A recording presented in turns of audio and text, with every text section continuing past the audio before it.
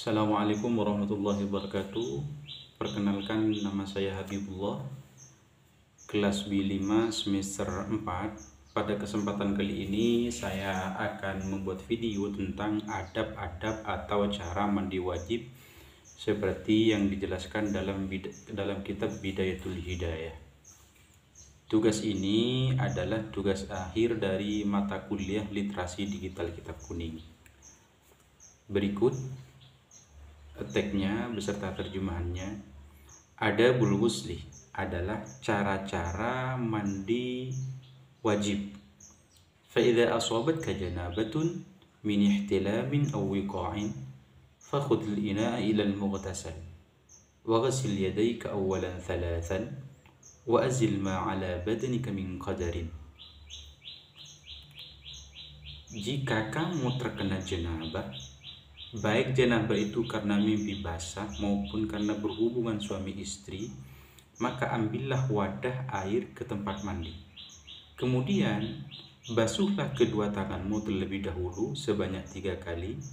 Terus hilangkan kotoran yang ada di dalam tubuhmu. Kemudian watawadda' kama sabaqa fi wudu'ika lis-salati wa jami'id da'awati. Kemudian berwuduklah sebagaimana wudukmu untuk sholat beserta semua doa-doanya.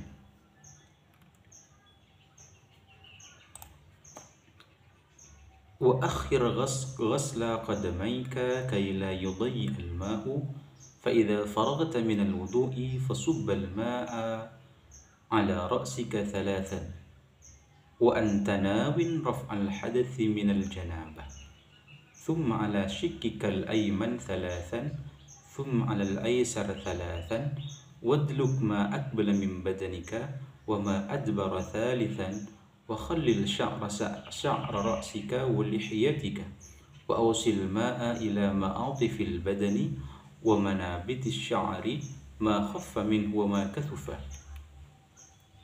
Kemudian setelah selesai wudhu, yang harus dilakukan adalah tunda dulu mencuci kedua kakimu agar air tidak terbuang sia-sia.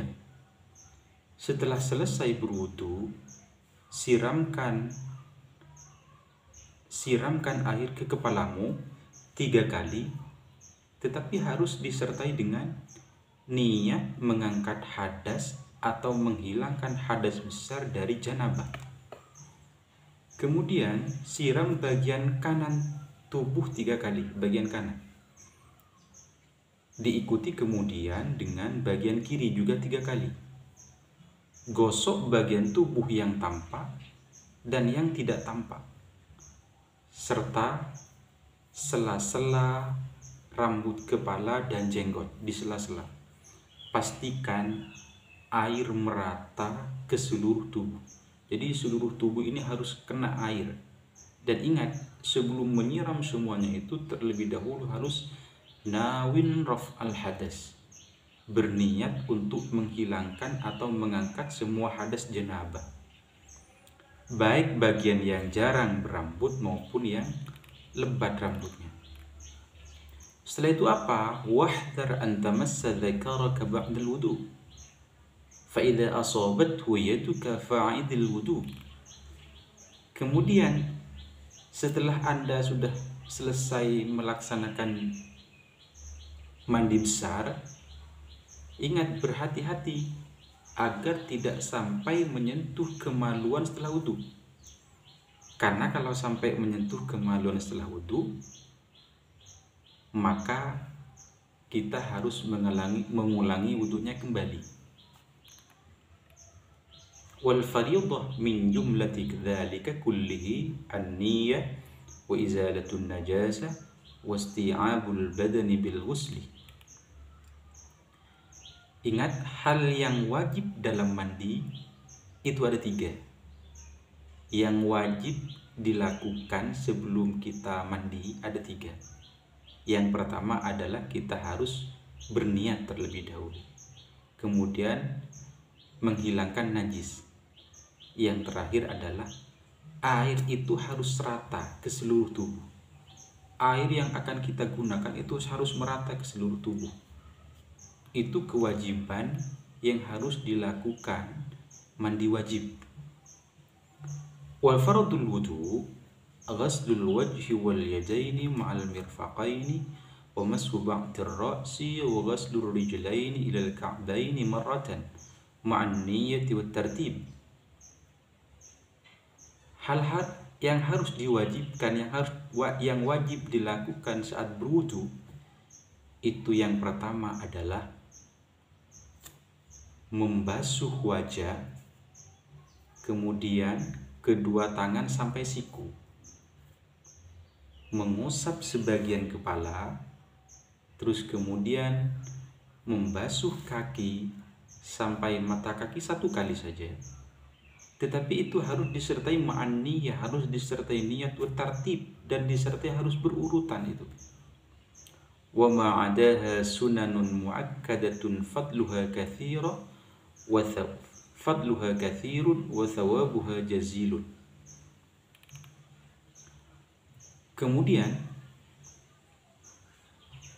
selain dari yang saya sebutkan di atas, yaitu niat, menghilangkan najis, kemudian air harus mengena ke seluruh tubuh, yang harus dilakukan adalah kemudian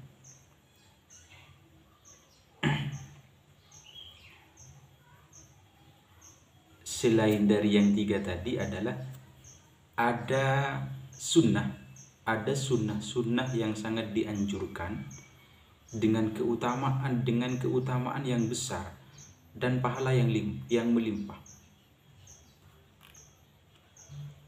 Wal mutahawin biha khasirun bal huwa bi asli faraidihi mukhatirun.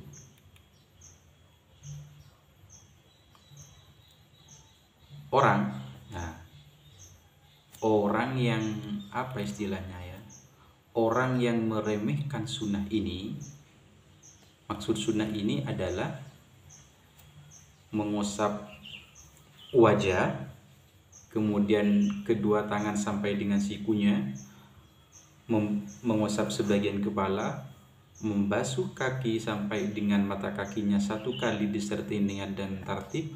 Orang yang meremehkan ini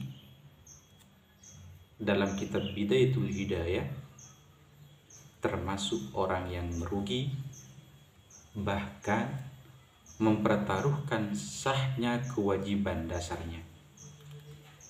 Kenapa? Fa innan nawafila jawabiru lil faraidi. Karena amalan sunnah merupakan penyempurna bagi amalan wajib. Jadi kesimpulannya, adab-adab mandi wajib itu adalah 1, kita harus membasuh bagian badan yang bagian kanan terlebih dahulu, dibasuh 3 kali. Kemudian hilangkan najis yang ada di dalam badan, baik najis yang tampak ataupun yang tidak tampak. Setelah itu berwudu beserta doa-doanya.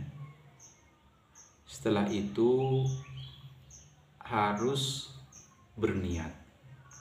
Nah, ingat, selain kewajiban yang saya sebutkan tadi, masih ada hal yang harus dikerjakan, yang itu ketika dikerjakan pahalanya banyak, bahkan bisa menyempurnakan kewajiban yang saya sebutkan tadi. Apa yang harus dilakukan saat kita berwudu? Kesunahan yang harus dilakukan saat kita berwudu di antaranya adalah membasuh wajah, ini sunnah. Kemudian membasuh tangan sampai kedua siku, mengusap sebagian kepala, membasuh kaki dengan mata kaki 1 kali saja, kemudian itu disertai dengan niat dan tartib atau secara berurutan. Ingat, perbuatan sunnah itu apabila dikerjakan itu pahalanya besar, dan orang yang meninggalkan perbuatan sunnah itu termasuk orang yang merugi, bahkan bisa saja pekerjaan yang wajib itu pahalanya bisa saja tidak sempurna ketika meremehkan hal-hal yang sifatnya sunnah. Demikian tugas literasi digital kita Kuni tentang adabul ghusli. Semoga bermanfaat. Mohon maaf apabila ada kekurangan. Wallahul muwaffiq ila aqwamit thoriq.